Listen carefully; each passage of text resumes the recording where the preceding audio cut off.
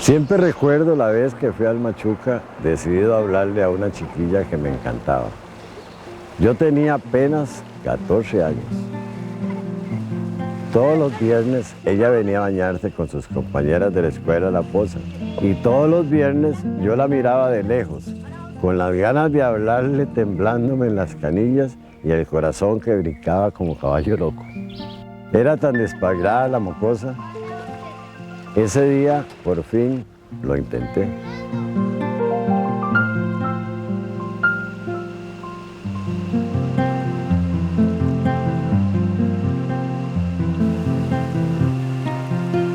¿Y de ahí?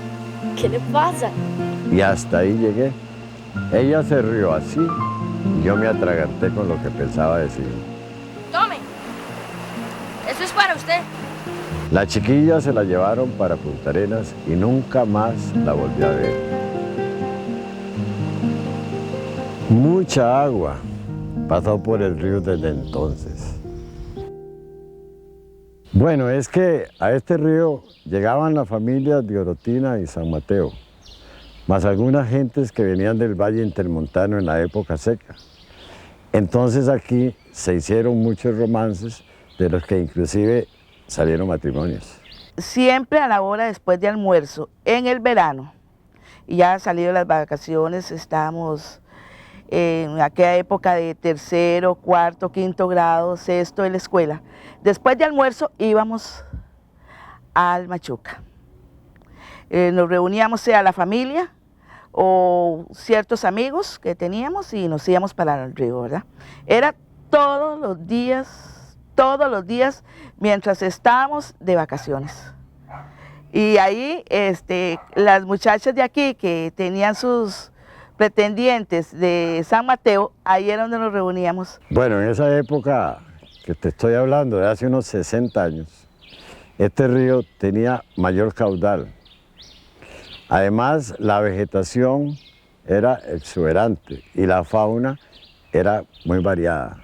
Aquí abundaban garrobos, saínos, venados, patos.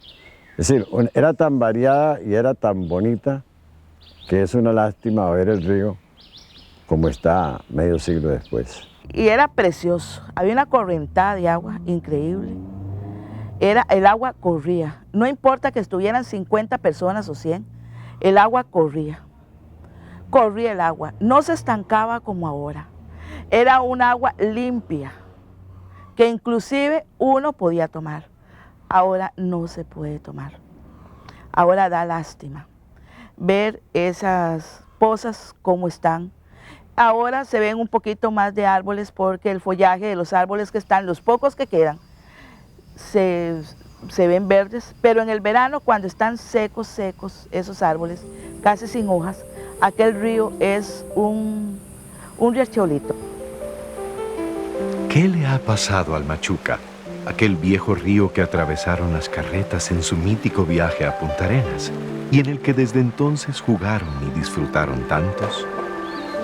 ¿Cuál es la historia de este río que nace en muchas partes de los aguacates, a donde hace casi 100 años los mineros abrieron caminos muy adentro en el corazón del monte para buscar el oro? El oro se acabó y los mineros se fueron, pero la roca madre que guardaba el refulgente metal se ha vuelto lecho manso para que en su lugar fluya ese líquido maravilloso que también brota en muchos otros rincones del monte. Sin embargo, estamos haciendo peligrar este otro regalo de la tierra. Tal vez porque pensamos que es algo que no se va a acabar como el oro. Tal vez porque no sabemos en realidad cuál es el verdadero tesoro.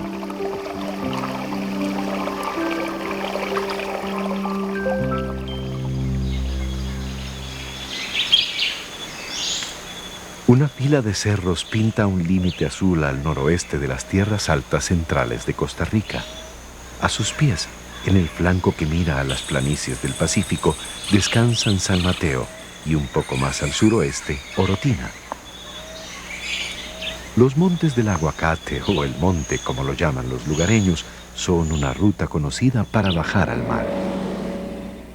Pero no solo los caminos bajan al mar. Aunque la piel del bosque ha ido desapareciendo de los cerros, todavía hay nacientes atrevidas, asomando el tímido goteo que se vuelve canción de quebrada cuando se juntan en las pendientes. Esa es la historia de un río, una prueba de la fuerza de muchos pequeños y grandes cauces, una lección sobre la grandeza de lo colectivo. Esta serranía es el lugar donde se realiza el prodigio, porque eso es lo que es una cuenca, un lugar donde la tierra da a luz a los ríos. Entre todas esas quebradas y riachuelos, los aguacates logran juntar el caudal del río Machuca, que ha disminuido en forma dramática en los últimos 20 años. Tal vez siguiendo el curso de alguna de las quebradas sea posible averiguar la razón del peligro. Empecemos por la parte alta de la cuenca, en la cresta del sector noreste de los aguacates, muy cerca de San Ramón. Aquí, como en muchas partes de Costa Rica, el bosque fue primero convertido en repastos para el ganado y después en cafetales. Una naciente aquí, muy cerca de las nubes, se esconde entre el matorral que es lo único que queda del bosque y que le dio la vida y la protegió del sol y la escorrentía.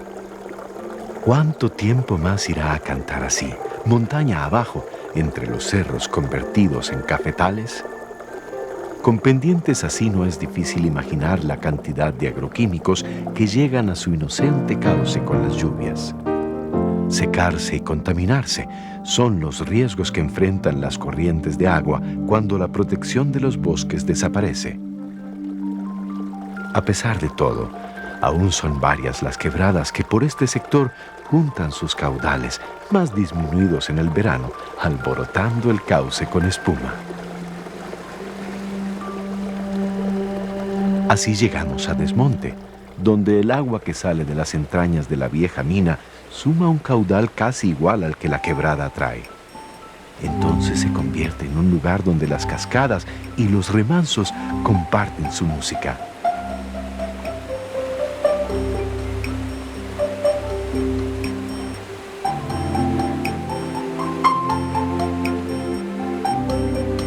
Un sitio para disfrutar. Sin embargo, la quebrada honda avanza valle abajo con solo la protección de una hilada de árboles junto a su cauce. Los cerros por entre los cuales corre son tan solo potreros desolados. Los chorritos de verde son quebradas tributarias. En los pastizales se miran ya las cicatrices de la erosión.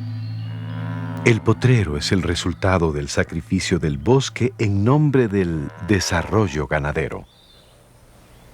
Miremos ahora al extremo suroeste de los aguacates, en los cerros a cuyos pies descansa San Mateo. Aquí nace el río Calera y sus afluentes, cuyas aguas constituyen el otro caudal que forma el Machuca. Los cerros son antiguos focos volcánicos, conocidos como Pelón, Mondongo y Tinajita o Cerro Lanas. Es fácil ver sus escarpadas pendientes y comprobar que lo que se mira verde y arbolado no es más que cafetales. El ganado completa el círculo de un paisaje que empieza a parecerse mucho al de Puriscal. La semejanza se da incluso en lo común de esta práctica, que tiene devastadoras consecuencias.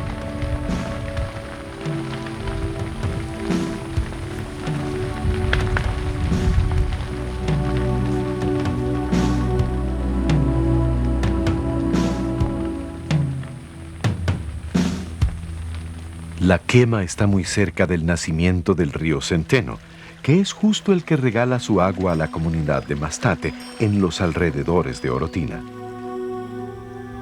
Aunque parezca una locura, sigue siendo común encontrar escenas así.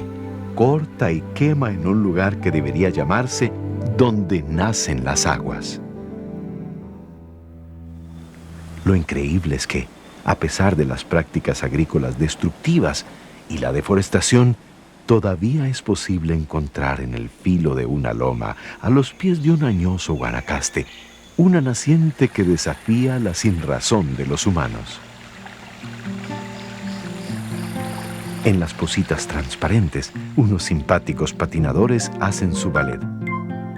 Pueden deslizarse porque la tensión superficial del agua, libre de contaminantes, lo permite.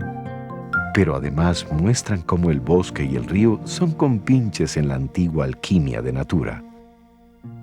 El agua acelera la descomposición de la hojarasca y un caldo de nutrientes abre las compuertas de la vida. Así, se alimentan muchos como nuestros bailarines. La cadena de energía fluye como el río y a menudo llega hasta el mar. Recogiendo todas las aguas que aún corren por entre potreros y cafetales, el Calera avanza inundando el bosquecillo que lo acompaña con la canción de la espuma.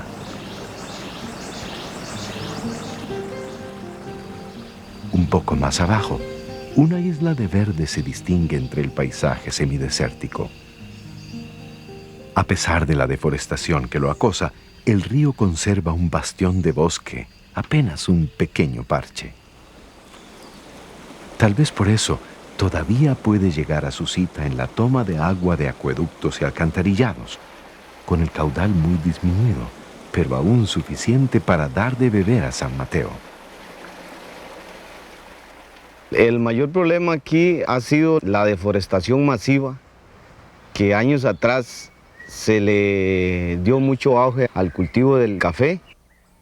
Ahora hace poco, en un aforo que se hizo, el caudal de este río fue de 50 litros por segundo, que de hecho es una tristeza, un río que alimenta a un cantón como San Mateo Centro, Desamparados e Higuito.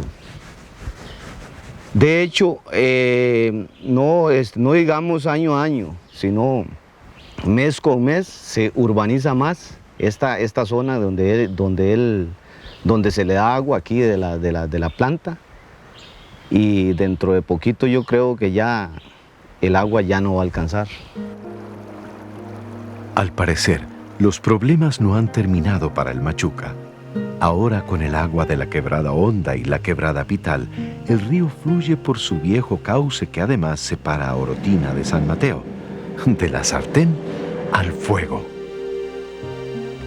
Después de sobrevivir a la deforestación, las quemas y la contaminación por agroquímicos, el río enfrenta una amenaza más. No se trata de los turistas que vienen a bañarse a las tradicionales pozas y que a menudo dejan los desechos de su día de campo junto al Machuca.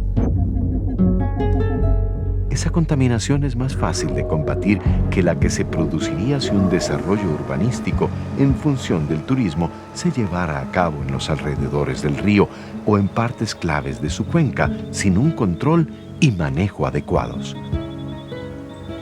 Esto traería consigo todavía más deforestación, más sedimentación, menos caudal. Hay muchas historias detrás de un cauce seco o casi seco. La quebrada, le decíamos nosotros la quebrada del rastro, porque ahí estaba el rastro viejo, ¿eh? Eso era municipal. Pero era una quebrada tan frondosa que ahí se iba a lavar. En cuentas, yo, que era una muchachilla joven, pasaba desde las 10 de la mañana hasta las 5 de la tarde metida en una poza lavando, porque mi mamá nos mandaba, porque ahí no, en donde vivíamos nosotros no había agua. Entonces llegábamos ahí, pero eran pozas frondosas. La poza del rastro tenía árboles grandísimos, unas pozas lindísimas que se oían. Pero llegó el momento en que todo lo destrozaron. Cortaron los palos y aquella quebrada se secó. Pareciera entonces que hay un tipo de desarrollo que demanda absurdos sacrificios del entorno natural. La fértil planicie de aluvión que el Machuca construyó con las crecidas de invierno está convertida ahora en extensas plantaciones por entre las que el río perecea. Durante la época seca están cultivadas de melón. Con ese grado de cercanía entre el río y los cultivos, ¿a dónde cree que van a parar los agroquímicos que utiliza la plantación? Este panorama se agrava cuando el Machuca pierde su nombre para unirse al río Jesús María, que aquí tan solo se mira como una quebrada más, con el caudal empequeñecido y enfermo de los mismos males que aquejan al Machuca. Hay que decir que el Jesús María nace en el mismo cerro Lanas en el que nace el Calera, solo que en el lado opuesto. El paisaje en medio del cual corren los dos ríos en la cuenca alta es pues muy similar, empinadas pendientes convertidas en repastos estériles. La gran problemática del río Jesús María es la grandísima deforestación que hay a lo largo de desde donde nace hasta prácticamente hasta donde desemboca, que es en la zona protectora Tivives. El Jesús María en las zonas altas no tiene ese problema por extensiones masivas de monocultivos que estén dependientes de químicos. El problema es en las zonas bajas. Existen ya sembradíos de melón, sembradíos de sandía, que algunos, al ser monocultivos, son sistemas muy frágiles. Entonces dependen muchísimo de químicos y esos químicos desgraciadamente se vierten hacia el subsuelo y van a caer al río. Así las cosas, el destino del Machuca, unido al de su compañero de infortunio, el Jesús María, parece azaroso. Aún quedan amenazas que sortear. A pocos kilómetros de la confluencia de los dos ríos, un canal de desagüe de una planta industrial arroja sus aguas residuales al Jesús María. Los resultados de los análisis del agua del río revelan la presencia de hierro y manganeso, metales pesados en concentraciones tales que hacen impotable el agua para el uso humano y por lo tanto de alto riesgo para la agricultura y la ganadería. La estocada final para el río.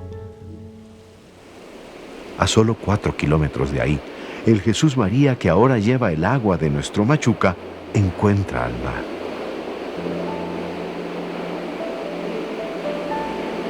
De ese abrazo, siempre entrañable, surge un regalo más, el último que el río nos da, un manglar.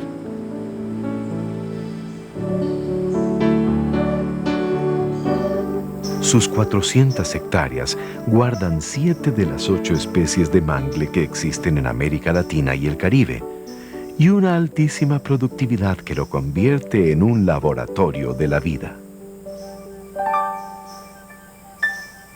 Los manglares son criaderos de muchas especies marinas, pero este es además un rincón de belleza natural, resguardado por los peñones y las olas de Playa Tivives.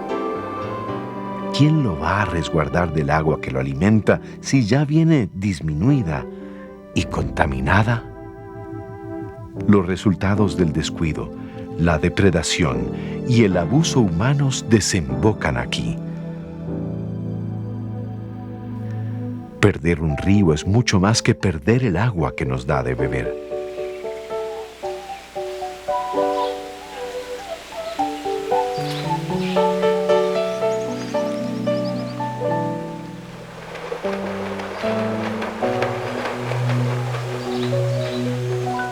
San Mateo y Orotina deberían saberlo.